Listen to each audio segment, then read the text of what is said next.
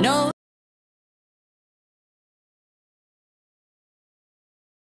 But Sam. Hey tout le monde, aujourd'hui on se retrouve dans une nouvelle vidéo. Comme vous avez pu voir dans le titre, c'est un tutoriel Fimo pour les débutants. Mais avant de commencer la vidéo, j'ai une petite nouvelle, enfin plutôt une grande, que je suis vraiment trop contente de vous annoncer. Donc j'ai enfin ouvert ma boutique de création Fimo sur une vraie plateforme sécurisée. Ce n'est pas Etsy, c'en est une que j'ai découvert totalement au hasard sur Instagram. Donc voilà, en tout cas elle est vraiment géniale. Donc pour aller voir ma boutique, c'est tout simple, le lien est en barre d'infos. Ou alors je vous mets un petit tutoriel juste ici pour voir comment fonctionne si vous allez directement sur le site. Donc c'est tout simple, vous allez dans la barre de recherche de Google ou de votre moteur de recherche. Vous tapez un grand marché. Une fois que vous êtes sur la plateforme, vous allez dans la barre de recherche du site et vous tapez Hello Créa. Et normalement vous allez directement tomber dans les propositions sur ma boutique. Voilà, c'est vraiment tout simple, tous les produits sont dès maintenant en vente. Donc si vous êtes intéressé, allez-y, le lien est en barre d'infos et moi ça me ferait hyper plaisir. Donc ne passez plus par le Bon Coin, dès maintenant passez par cette boutique là. Et voilà, la plateforme est beaucoup plus sécurisée et votre paiement est beaucoup plus sécurisé. Bref, je vais arrêter de parler là, en tout cas j'espère vraiment que cette nouvelle vous plaît. Et si la vidéo vous intéresse, c'est parti.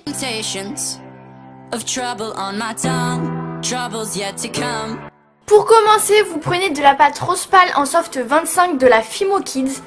Vous prenez un assez gros bout et à l'aide de votre lame, vous allez venir en couper un beaucoup plus petit. Et avec ce morceau de pâte, vous en faites une boule, puis un rondin assez épais. Et vous faites la même chose avec de la pâte blanche. Ensuite, à l'aide de votre lame, vous allez venir couper l'excédent de pâte blanche pour venir mettre à la même taille la rose. Vous collez les deux et ensuite vous allez venir les torsader comme si vous faisiez une lollipop. Mais vous n'allez pas beaucoup torsader parce que là ce qu'on fait, je ne sais pas si vous l'avez remarqué, mais c'est un chamallow. Et une fois que vous pensez que c'est bon et que vous avez la taille que vous souhaitez, et bien vous allez venir couper autant de petits chamallows que vous souhaitez. Moi je viens en couper 3 parce que j'ai fait que des assiettes de 3 miniatures. Et voilà, ensuite vous raffinez un petit peu les bouts et voilà, l'assiette est déjà terminée.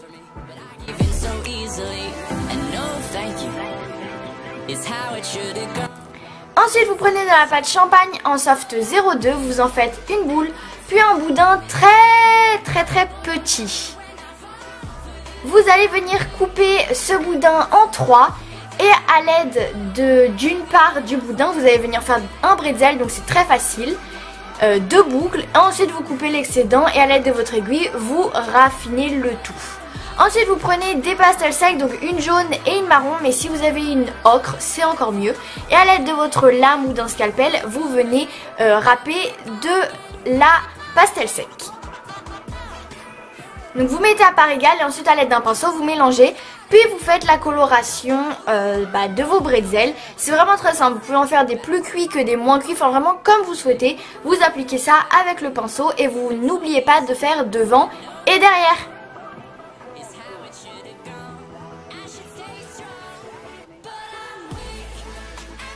Et une fois que vous avez fini, voilà le résultat que vous obtenez.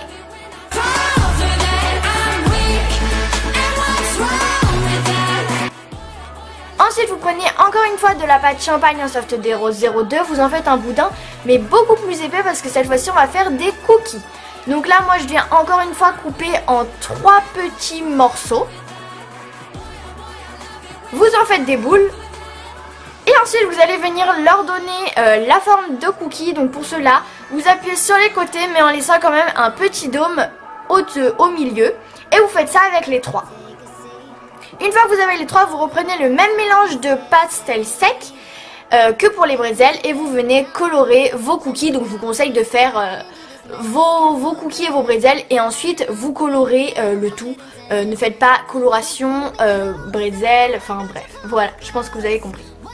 Ensuite vous prenez de la pâte caramel en soft 7, vous en faites un boudin assez fin, vous coupez une partie de ce boudin et vous reprenez la partie que vous allez couper en beaucoup plus petit cette fois-ci pour faire en fait les pépites de chocolat de vos cookies. Vous n'êtes pas obligé, vous pouvez faire des cookies nature et vous en coupez autant que vous souhaitez.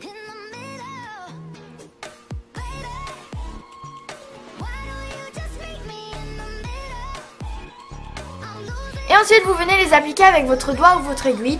Donc moi sur un cookie j'ai mis 4 pépites de chocolat.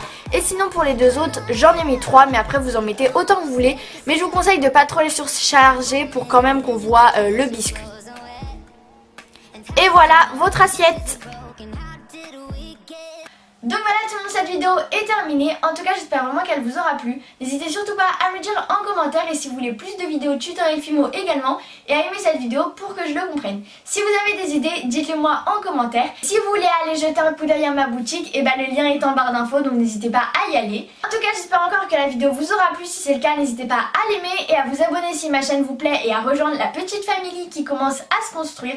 Ça me ferait hyper plaisir. Bref, j'ai arrêté de parler là parce que j'ai énormément parlé dans cette vidéo, mais cette nouvelle me tenait vraiment à cœur de vous l'annoncer.